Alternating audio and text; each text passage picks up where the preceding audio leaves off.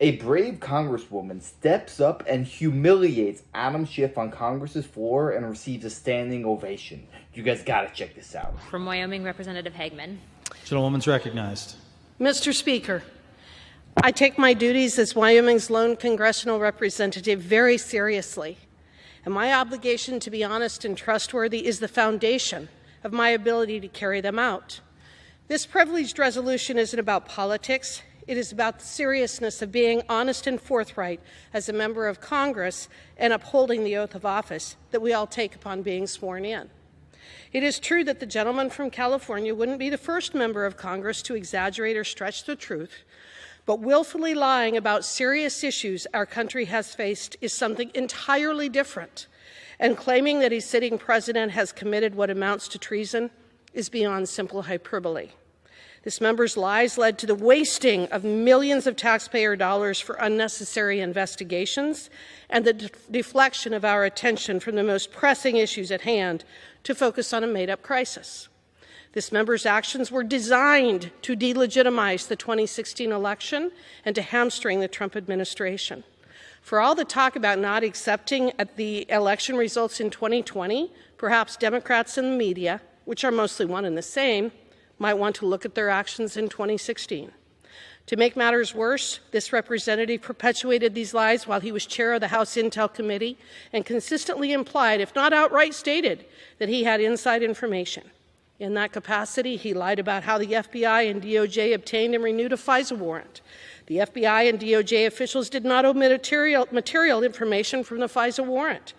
How the DOJ used the Steele dossier, what was collected via the FISA warrant, the FBI's vetting process for the Steele dossier, that he had an alleged smoking gun showing that President Trump colluded with Russia. And if each of these claims has proven to be false. But the lies have continued. In fact, they have become compulsive, and they continue right through to this very day. The lies weaken this body, and if left unchecked, threaten the rule of law, our election integrity, and the civil rights of his targets. The words and actions of this member were dangerous and untrue, knowingly untrue. There must be a serious consequence for that.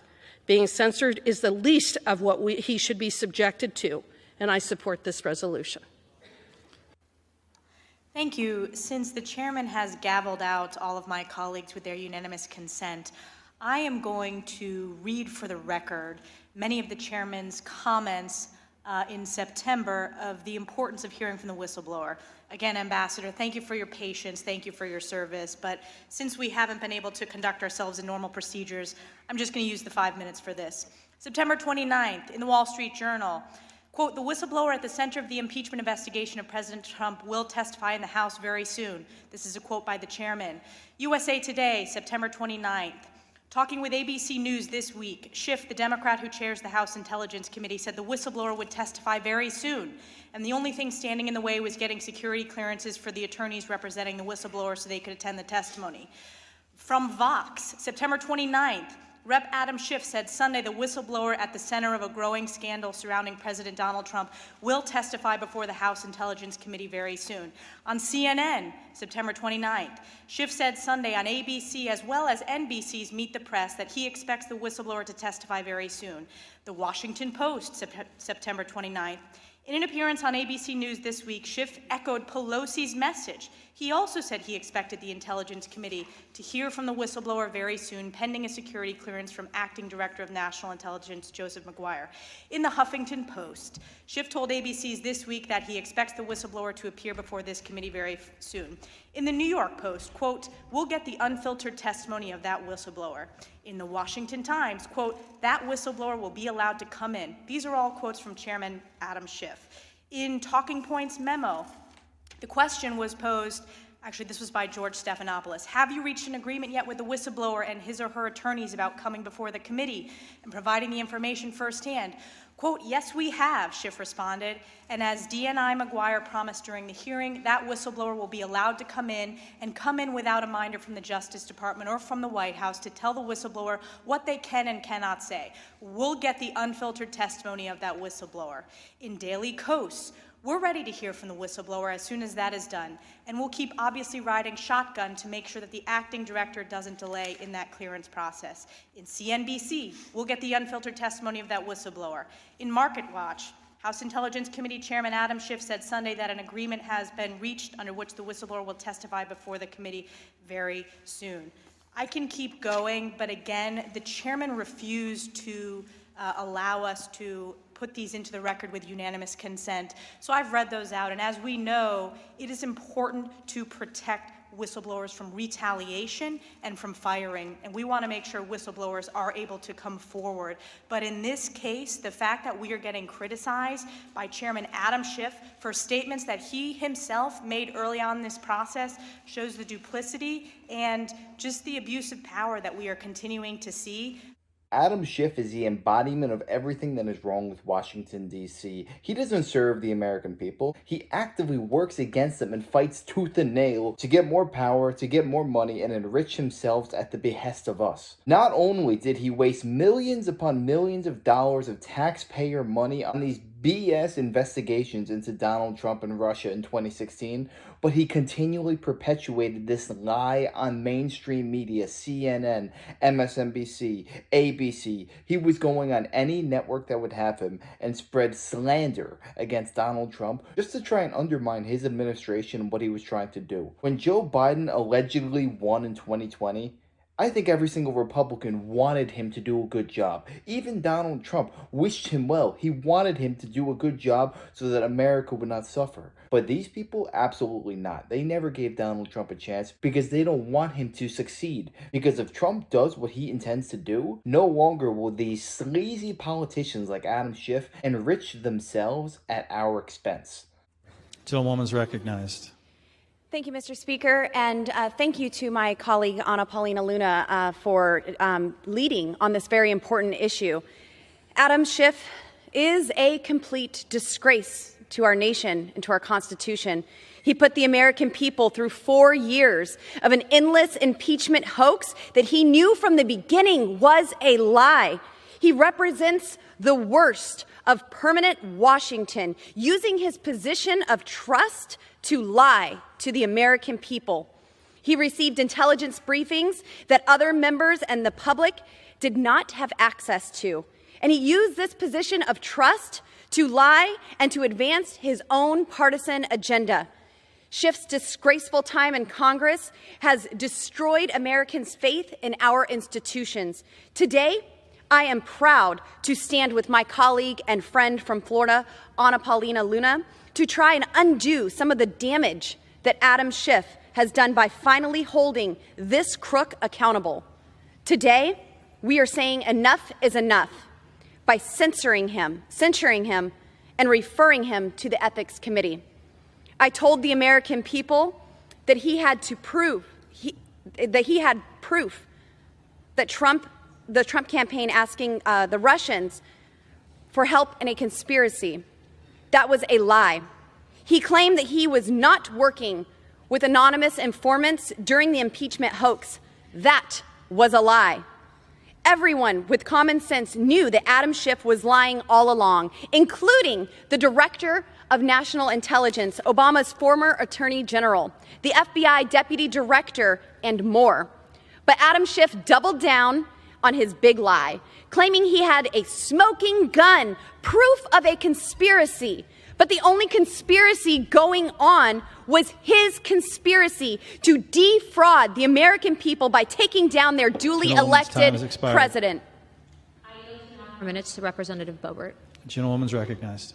When Adam Schiff got caught lying, he did what all liars do and tried to cover the truth even more. He even used his taxpayer-funded staff to ask Twitter to censor journalists fact-checking his lies. But Adam Schiff won't get out of this one by calling in a favor. Today, we are holding him accountable and censuring him for his lies to the American people.